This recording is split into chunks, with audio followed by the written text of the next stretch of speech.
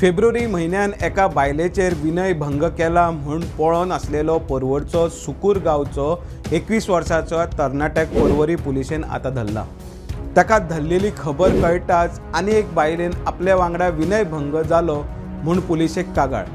पुलिशेन ताका कसो धरलो काय आनी नेमके हे प्रकरण कितें ते ह्या व्हिडिओन पळयात। नमस्कार, हांव ओमकार फळारी आनी तुमी पळयता प्रुडंट। फेब्रुवारी म्हयन्याची ही गजाल।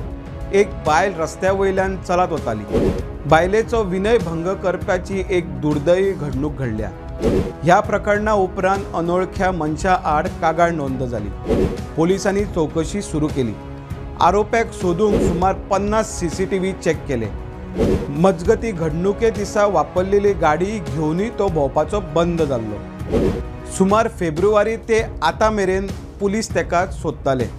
आता 17 ऑगस्ट पुलिसांनी आरोप्याक धरला म्हणून माहिती मेळटा। बायलेन तेजे वर्णन केल्ले त्या फाटभुंयेचेर पुलिसांनी सोद सुरू करून त्या आरोप्याक रॉबिन मिरांडा हेका सोदूंक यश आयले। आता त्या मनशाक धरलेली बातमी मिडियाचेर पळोवन त्याच मनशा आड आनी एक कागाळ नोंद जाल्या। परवरे वाठारांत 9 ऑगस्टाक एक चली फार्मान वताना एकल्याक आडवून विनयभंग करपाचो यत्न केल्लो, मात ते आपल्या गांवाक गेल्ल्यान कागाळ करूंक नाशिल्ली।